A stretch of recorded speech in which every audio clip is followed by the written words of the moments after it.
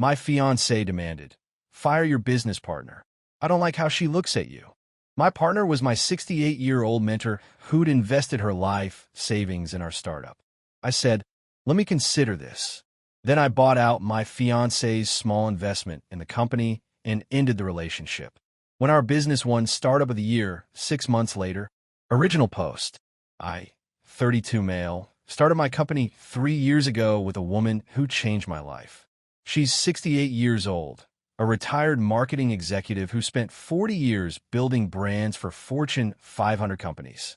I met her when I was 24, fresh out of business school, clueless about how anything actually worked. She was consulting part-time, semi-retired, looking for interesting projects. She took me under her wing when nobody else would. Spent hundreds of hours teaching me everything: negotiation tactics, how to read a room, when to push, and when to walk away. When I had the idea for my company, she didn't just encourage me. She put $175,000 of her retirement savings into it. Said she believed in me more than she believed in the stock market. For 3 years, we've built this business together. She handles client relationships and strategy. I handle product development and operations. We've grown from 2 people in a shared office space to a team of 14 with real revenue. Not a unicorn. Not going to make anyone a billionaire, but a solid, growing B2B software company that's actually profitable. My fiancée has been in my life for 2.5 years. We got engaged 8 months ago. She's smart, ambitious, works in pharmaceutical sales. When we first started dating, she seemed supportive of my business. She even invested $15,000 when we were doing a small friends and family round about 18 months ago. I was touched by the gesture. Things started changing about 6 months ago. My fiancé began making comments about my business partner. Little things at first. "She's very touchy with you," or "Why does she need to call you on weekends?" I explained that we're business partners, that my mentor has been like a second mother to me, that our relationship is purely professional and familial. She didn't seem convinced. Then came the jealousy. My fiancé started asking to see my text messages with my business partner. She'd interrogate me after work meetings. "What did you talk about? Did she touch your arm? Why are you smiling when you talk about her?" I'm not smiling because I'm attracted to a 68-year-old woman. I'm smiling because I genuinely enjoy working with someone who taught me everything I know about business. But explaining that felt pointless. My fiancé had decided there was something going on, and no amount of reality was going to change her mind. Last week, she issued her ultimatum. We were having dinner at home, and she put down her fork with that look on her face. The "we need to talk" look. "I've been thinking about our future," she said. "About the wedding, about kids, about everything." Okay. "And I've realized that I can't marry you while she's still in the picture." "While who's still in the picture?" "Your business partner." She did air quotes. "I don't like how she looks at you. I don't like how much time you spend together. I don't like that she calls you on weekends and that you drop everything when she needs something." She's my mentor. She's 68 years old. We run a company together. I don't care how old she is. I want her gone. Buy her out, fire her, I don't care. But if you want to marry me, you need to choose her or me. I sat with that for a moment. Really let it sink in. This woman, my mentor, my business partner, my second mother, had invested her life savings in me when I was a nobody with a dream. She'd spent 3 years building something alongside me, working weekends, taking calls at midnight, believing in our vision. And my fiancé wanted me to fire her because she was jealous of a 68-year-old grandmother. "Let me consider this," I said. My fiancé smiled, clearly thinking she'd won. "Thank you. I knew you'd see it my way."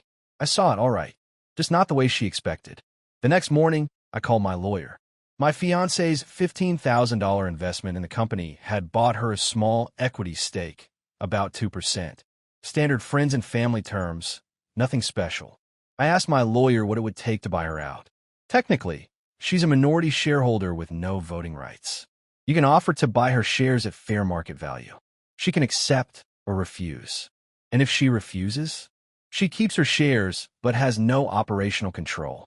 You can continue running the business however you see fit. Good enough.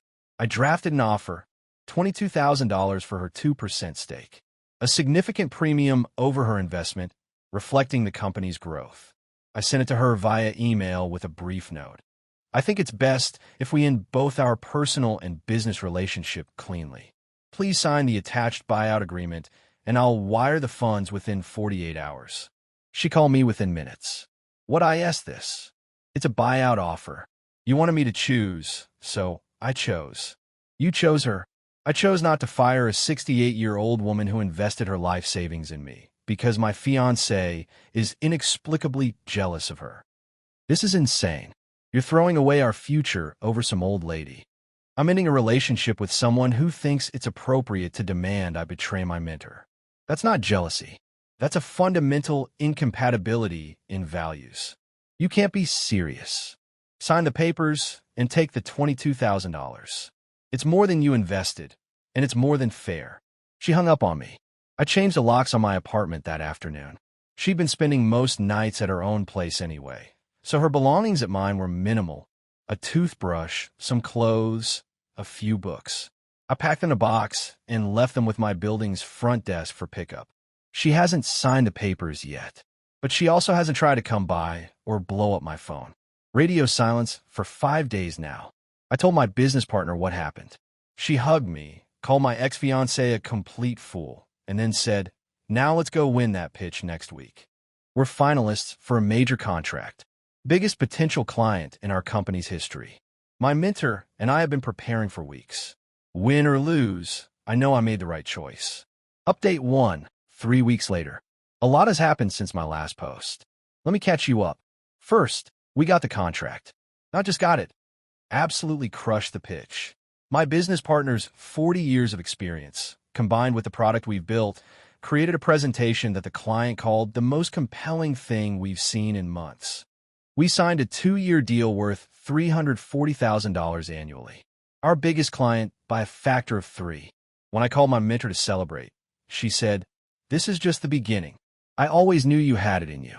Then she told me she was proud of me, and I'm not ashamed to admit I got a little choked up. Now, about my ex-fiancée.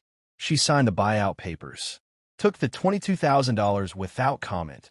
Wire transfer completed, done. I thought that was the end of it. It was not. About a week after she signed, I started getting messages from mutual friends. "Hey, I heard you guys broke up. What happened? She said some stuff about you at brunch. Wanted to check in. Is it true you fired your business partner over her?" Wait, what? I called one of my closer friends in the group, someone I trusted to give me the real story.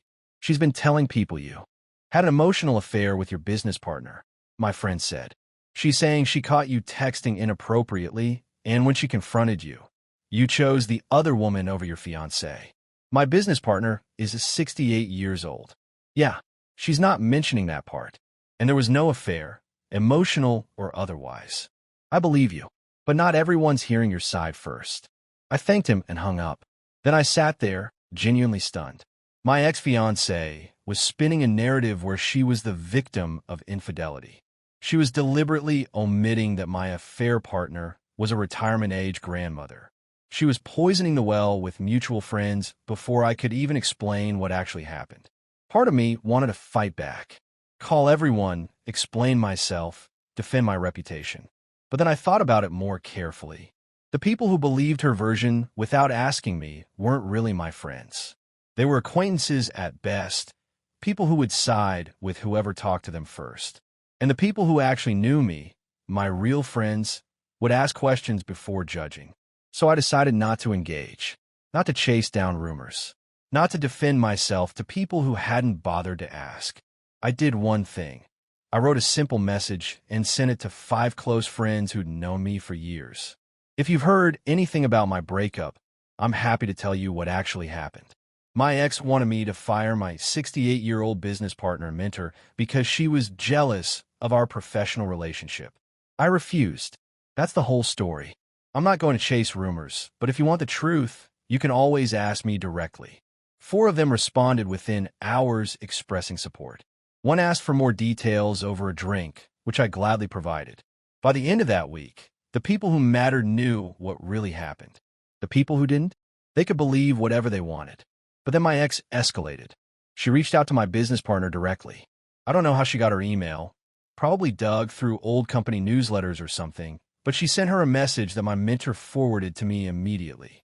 I know you think you've won, but you should know that he'll do this to you too someday. Men like him always choose the next shiny thing. You're just useful to him right now. When he doesn't need you anymore, he'll throw you away just like he threw me away. I hope you're proud of yourself for destroying an engagement. My mentor's response was brief and perfect. Ma'am, I'm 68 years old with a husband of 43 years and 3 grandchildren.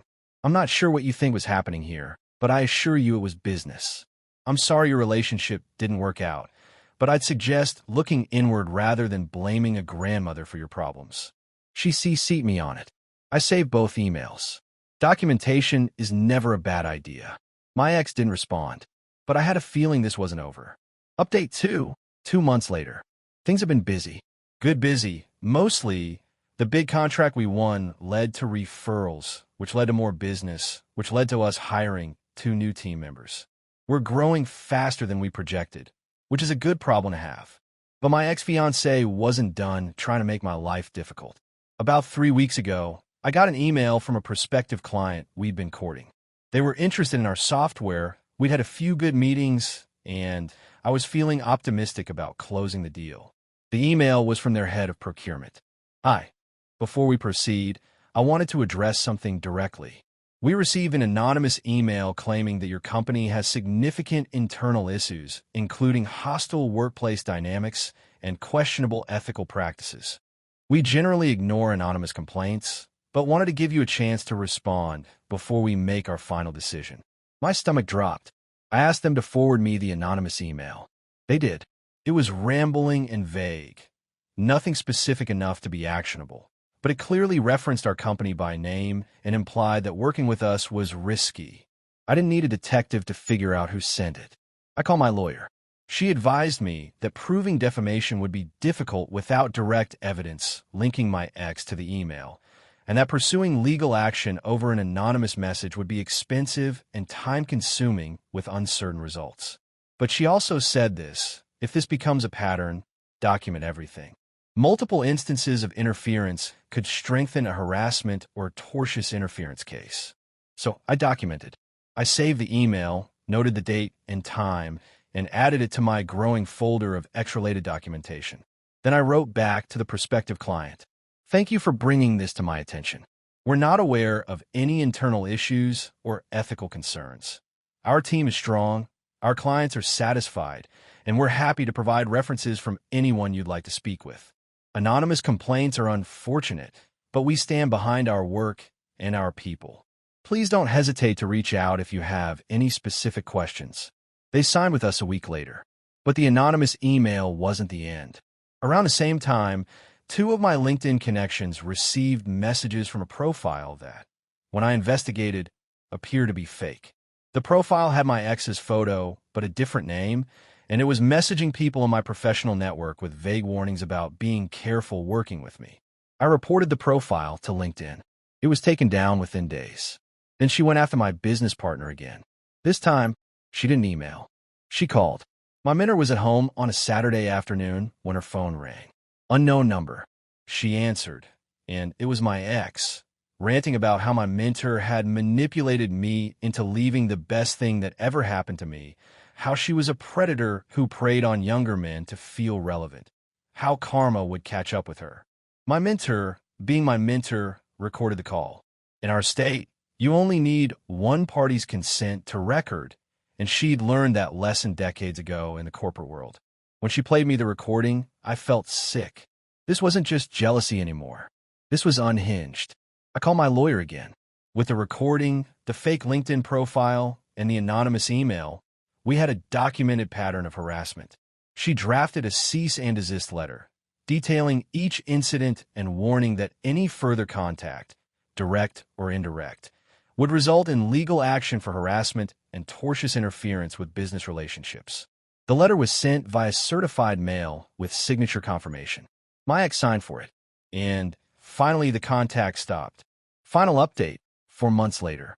6 months after I ended things with my ex-fiancée, our company was nominated for Startup of the Year by the Regional Business Association. I didn't think we'd win. There were bigger companies in the running, flashier products, founders with more impressive pedigrees. We were a small B2B software company with solid growth and happy clients. Not the kind of sexy story that usually wins awards. But we won. My business partner and I accepted the award together at a gala dinner. She gave a speech about believing in people before they believe in themselves. I talked about the importance of mentorship and partnership. We got a standing ovation from a room full of people who'd watched us grow from nothing. The local business journal ran a story about us. So did a regional newspaper. A few tech blogs picked it up. Nothing viral, but enough visibility that people started recognizing our company name in ways they hadn't before. And then the photos started circulating. And my mentor at the gala, holding the award, smiling at the camera. The two of us shaking hands with the association president. A candid shot of her laughing at something I said during the dinner. Someone, I never found out who, sent those photos to my ex. How do I know? Because her mother called me. I hadn't heard from anyone in her family since the breakup. But her mother tracked down my number and called me at 8 p.m. on a Tuesday. I saw your company won an award. Yes, we did. My daughter saw the photos. She's very upset. I'm sorry to hear that, but I'm not sure what you want me to do about it. She's been struggling since you broke up. She really loved you. She demanded I fire a 68-year-old woman who invested her life savings in my dreams because she was jealous of her. That's not love. That's control. She made a mistake. She realizes that now. She sent anonymous emails to my prospective clients trying to sabotage my business. She created fake LinkedIn profiles to warn people about working with me. She called my business partner's personal phone and harassed her. That's not a mistake. That's a pattern. Silence. I had a lawyer send her a cease and desist letter. If she contacts me, my partner, or anyone in my professional network again, I will pursue legal action. I suggest you encourage her to move on with her life. You're being very cold. I'm being very clear. Please don't call me again. I hung up. Here's the thing about entitled people. They never see themselves as the problem. In my ex's mind, she was the victim. She asked for something reasonable, fire your mentor, and I overreacted, chose my mentor over her. Everything she did after the rumors, the anonymous emails, the harassment was justified because she was hurting. That's not how reality works. But you can't explain that to someone who's already decided they're right. As for where I am now, my company is thriving. The award brought us visibility, which brought us leads, which brought us new clients. We're projecting 40% growth this year. My mentor and I are talking about expanding into a second market next year. My personal life is quieter than it was, but that's okay. I'm not rushing into anything.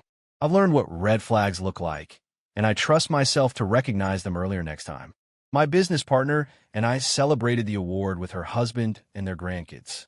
She made her famous pot roast.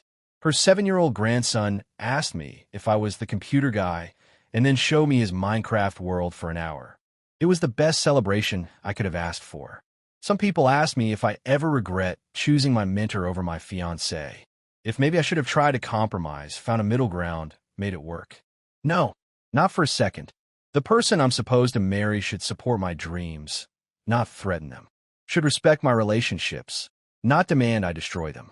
Should trust me, not interrogate me about every text message. My mentor believed in me when I was nothing. She invested her life savings, her time, her expertise. She made me who I am professionally. And when push came to shove, my fiancé wanted me to throw all of that away because of baseless jealousy.